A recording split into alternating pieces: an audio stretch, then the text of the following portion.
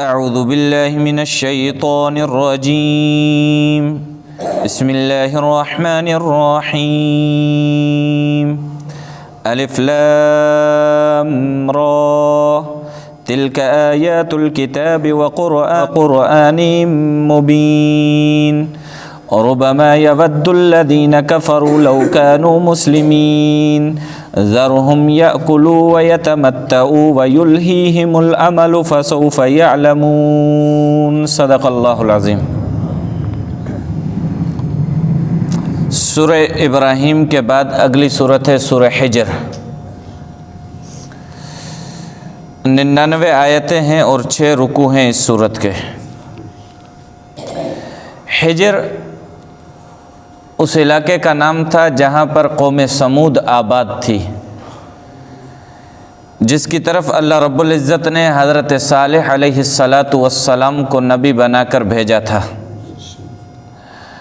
جب اس قوم نے اپنے نبی حضرت صالح علیہ السلام کی بات کو نہ مانا تو اللہ رب العزت نے اس پوری قوم کو تباہ و برباد کر کے چھوڑ دیا۔ اس صورت میں چونکہ قوم سمود کا کچھ ذکر موجود ہے، اس لیے اس سورت کا نام سورہ حجر رکھا گیا ہے۔ فرمایا الف لام را، اس کے متعلق پہلے بھی بتا چکا ہوں کہ یہ حروف مقطعات ہیں، ان کے معنی صرف اور صرف اللہ اور اللہ کے رسول کو معلوم ہے، اس کے علاوہ کسی کو بھی معلوم نہیں۔ البتہ حضرت ابن عباس رضی اللہ تعالیٰ عنہ فرماتے ہیں کہ یہ اسماء من اللہ تعالی، کہ یہ الف لام را یا الف لام میم یا یہ جتنے بھی حروف مقطعات ہیں یہ سارے کے سارے اللہ رب العزت کے نام ہیں۔ اب یہ سارے اللہ کے نام ہیں، یہ الگ الگ حرف جو ہے، الف الگ نام، لام الگ، را الگ، تو اس کے بارے میں پھر تفصیل یہی ہے کہ اس کے صحیح معنی صرف اور صرف اللہ اور اللہ کے رسول کو معلوم ہے، اس کے علاوہ کسی کو معلوم نہیں۔ فرمایا تلک آیات الکتاب، یہ جو آیتیں آپ کے سامنے پڑھی جاتی ہیں یہ اللہ کی کتاب کی آیتیں ہیں، یہ اللہ کی کتاب کی آیتیں ہیں۔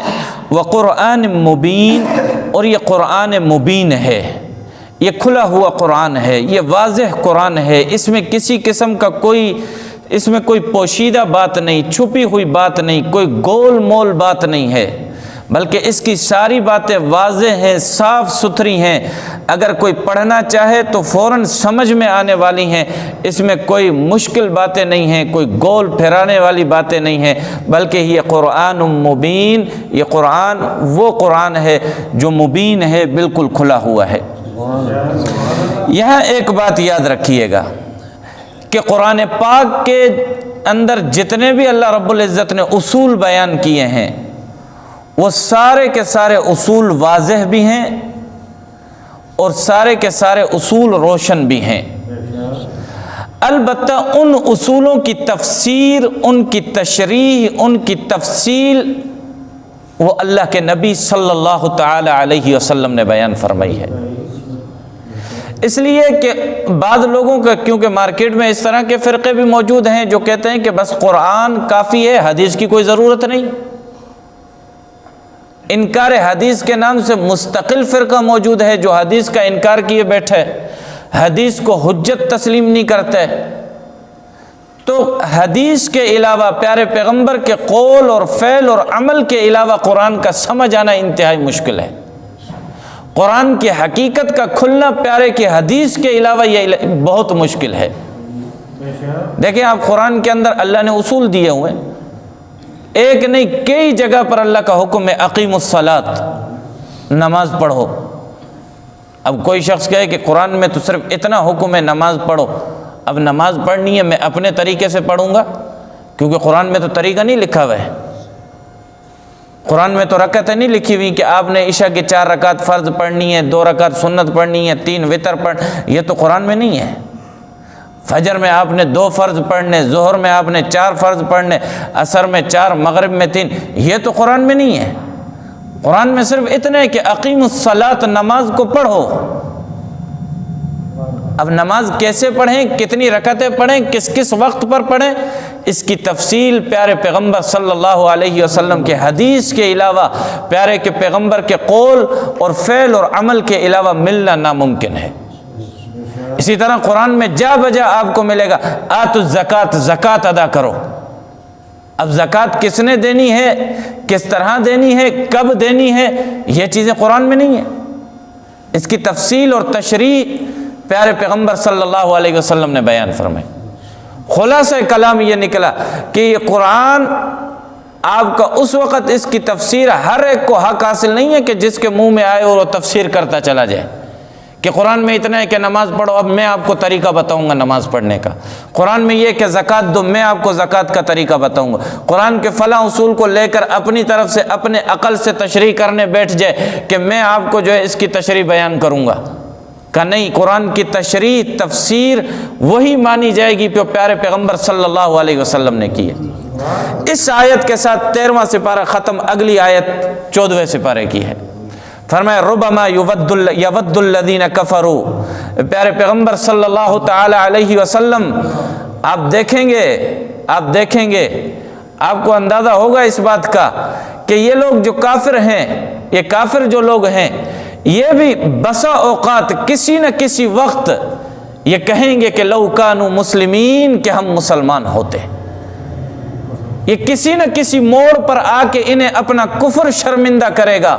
اور یہ کہیں گے کہ کاش کہ ہم مسلمان ہوتے۔ اور یہ کس وقت کہیں گے؟ اس کی تفسیریں بہت زیادہ ہیں۔ ایک تفسیر اس کی یہ ہے کہ جب کافر مرنے لگے گا، حضرت ملک الموت اور اس کے پیچھے 18 فرشتے جہنم کے ٹاٹ کا لباس اور جہنم کی بدبو اور ڈراؤنی شکل لے کر اس کے سامنے آ کر کھڑے ہوں گے، تب یہ کہے گا کہ لو کانوا مسلمین، کاش کہ میں مسلمانوں میں سے ہوتا،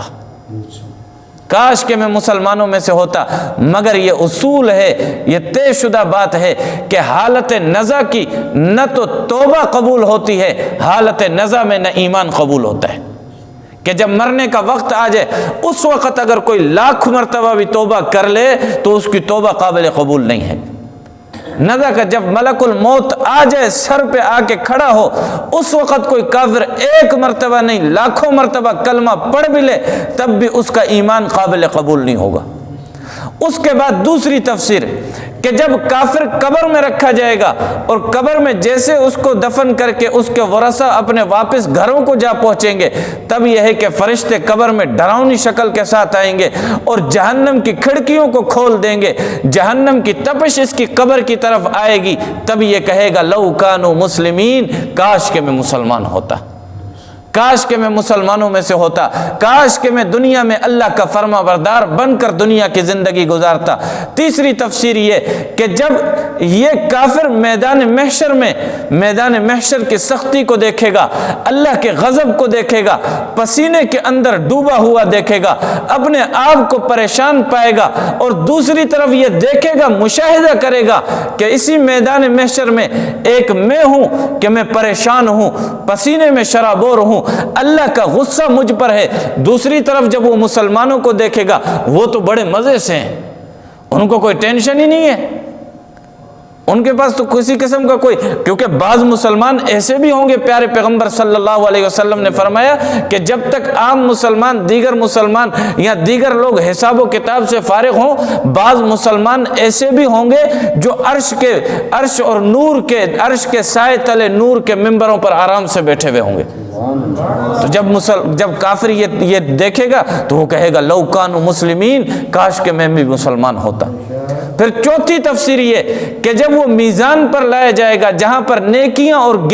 گناہ تولے جائیں گے کہ نیکیوں کا وزن زیادہ یا گناہوں کا وزن زیادہ، جب کافر دیکھے گا کہ مسلمانوں کے پلے تو بھاری ہیں، مسلمانوں کے پلڑے میں تو کلمہ طیبہ بھی ہے، نماز بھی ہے، روزے بھی ہیں، حج بھی ہے، زکوٰۃ بھی ہے، عمرے بھی ہیں، یہ ساری نیکیاں مسلمانوں کے پلڑے میں ہیں، اور میرے پلڑے جو ہے وہ بالکل خالی ہیں، ان میں کلمہ نہیں، ان میں دیگر عبادات نہیں، اس میں اللہ کی نافرمانیوں سے میرا پلڑا بھرا ہوا ہے، تب وہ کہتا کہ لو کانوا مسلمین، کاش کہ آج کے دن میں بھی مسلمان ہوتا، میرا پلڑا بھی بھاری ہوتا۔ پھر اس کی اگلی تفسیر، پانچویں تفسیر کہ جب پل صراط سے یہ گزرے گا کافر اور پل صراط سے کٹ کر نیچے جہنم میں گرے گا، جہنم میں جلے گا اور سڑے گا، اس کی زبان سے یہی الفاظ نکلیں گے، کاش کہ میں بھی مسلمان ہوتا، میں پل صراط سے نیچے نہ گزرتا، نیچے نہ گرتا، بلکہ پل صراط کو پار کر کے جنت میں پہنچتا۔ پھر چھٹی تفسیر کہ جب اب چونکہ جہنم میں صرف کافر نہیں جائیں گے، جہنم میں مسلمان بھی جائیں گے۔ کون سے مسلمان؟ وہ گناہگار مسلمان جو مسلمان ہونے کے باوجود گناہوں کے اندر ملوث رہے، جب وہ جہنم میں جائیں گے مگر ان کا جہنم میں جانا وقتی ہوگا، وہ اپنی سزا پوری کر کے واپس جنت میں جائیں گے، کلمے کی برکت سے، کلمے ہونے کی وجہ سے، اللہ کو ایک ماننے کی وجہ سے، گناہوں کے بعد وہ واپس جو ہے جہنم سے جنت میں جائیں گے۔ اب جب کافر جہنم سے مسلمانوں کو جہنم سے نکل کر جنت میں داخل ہوتے ہوئے دیکھے گا، تب وہ کہے گا کہ کاش میں بھی مسلمان ہوتا، چلو کسی نہ کسی وقت میں بھی تو جنت میں چلا جاتا۔ اس کے بعد پھر آخر میں پھر فرشتے اعلان کریں گے، جنت والو تم بھی جمع ہو جاؤ، جہنم والو تم بھی جمع ہو جاؤ۔ آج ایک تماشا لگانے لگے ہیں، آج ایک عجیب واقعہ ہونے والا ہے۔ اس کے بعد پھر ایک فرشتہ ایک مینڈے کو، ایک جانور کو لے کر آئے گا۔ وہ جانور در حقیقت میں ایک شکل ہوگی جسے در حقیقت موت کی شکل دی گئی ہوگی، وہ در حقیقت موت ہوگا جسے مینڈے کی شکل دی گئی ہوگی، جسمانی شکل کے ساتھ لایا جائے گا۔ اب اس طرف دائیں ہاتھ پر جنت والے کھڑے، بائیں ہاتھ پر جہنم والے کھڑے، بیچ میں فرشتہ اس کو ذبح کرے گا، یعنی اب موت کو ذبح کر رہے، اور ذبح کرنے کے بعد کہے گا خلود ولا موت، کہ آج کے بعد ہمیشگی ہمیشگی ہے، آج کے بعد موت کبھی بھی نہیں آئے گی۔ اب جب یہ بات ہو جائے گی، اب جنتی بڑے خوش ہو جائیں گے، ان کی خوشی کی انتہا نہیں ہوگی، کہیں گے اب تو ہمارے مزے ہی مزے، جنت تو ہمیں مل گئی ہے، اب ہم نے جنت میں ہمیشہ ہمیشہ رہنا ہے۔ اور کافر اتنا پریشان ہوگا، اتنا پریشان ہوگا، پریشان ہو کر کہے گا کاش کہ آج میں بھی مسلمان ہوتا، مجھے ہمیشہ ہمیشہ کی راحت ملتی۔ تو ربما یود الذین کفروا، ان قریب بسا اوقات، اکثر اوقات یہ ہے کہ کافر لوگ بھی یہ خواہش کریں گے، چاہت کریں گے، لو کانوا مسلمین، کہ کاش وہ بھی مسلمان ہوتے۔ ذرہم، پیارے پیغمبر اب ان کو چھوڑ دیں، یاکلوا، کہ یہ دنیا میں کھائیں پیئیں، ویتمتعوا، اور یہ دنیا میں خوب فائدے اٹھائیں، ویلہیہم العمل، اور دنیا میں یہ بڑی بڑی امیدیں باندھ کر بیٹھیں، فسوف یعلمون، ان قریب انہیں چل پتا جائے گا،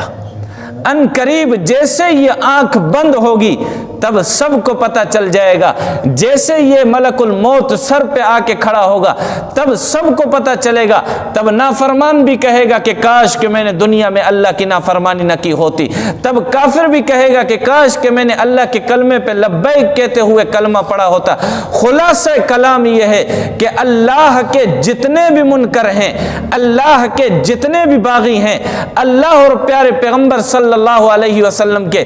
جتنے بھی نافرمان ہیں، انہیں ایک نہ ایک دن پچھتاوا ضرور ہوگا، انہیں ایک نہ ایک دن پچھتاوا ضرور ہوگا، مگر کافر کا پچھتاوا تو کسی بھی کام کا نہیں ہے۔ مسلمانوں کا چلو یہ ہے، اگر کلمہ مضبوط ہے، توحید مضبوط ہے، اللہ پر عقیدہ مضبوط ہے، چلو اپنے گناہوں سے، گناہوں کی سزا کاٹ کر جنت جائے گا ضرور، مگر میرے دوستو ہم یہ ہے کہ دنیا کے ایک، جہنم کے ایک دن کی سزا بھی برداشت نہیں کر سکتے۔ ہم سے دنیا کی آگ برداشت نہیں ہوتی، ہم سے دنیا کی گرمی برداشت نہیں ہوتی، ہم سے دنیا کی ٹھنڈک اور سردی برداشت نہیں ہوتی، ہم سے کہاں یہ جہنم کی آگ، جہنم کی گرمی، جہنم کی ٹھنڈک کہاں ہم سے برداشت ہوگی۔ اللہ ہم سب کی حفاظت فرمائے، اور اللہ نے ہم سب کو یہ حفاظت ہمارے ذمے لگائی ہوئی ہے۔ اگر فرما برداری کرو گے پھر تمہیں کوئی بھی زبردستی جہنم نہیں بھیجے گا، اگر نافرمانی کرو گے، اگر مسلمان ہو پھر بھی کچھ نہ کچھ سزا تو ملے گی۔ اللہ ہم سب کی حفاظت فرمائے، اللہ ہم سب کو ایسے برے ٹھکانوں سے بچائے، اللہ ہم سب کو پاکیزہ، جس طرح ہمیں پاک کلمہ نصیب کیا ہے، پاک نبی نصیب کیا ہے، پاک کتاب نصیب کی ہے، اسی طرح اللہ ہمیں پاک ٹھکانہ بھی نصیب فرمائے۔ الحمد والحمد للہ رب العالمین والصلاة والسلام علی سید المرسلین وخاتم النبیین وعلی آلہ الطیبین الطاہرین سمعنا واطعنا غفرانک ربنا وإلیک المصیر ربنا تقبل منا انک انت السمیع العلیم وتب علینا انک انت التواب الرحیم وصلی اللہ تعالی علی خیر خلقہ محمد وآلہ وصحبہ اجمعین آمین برحمتہ.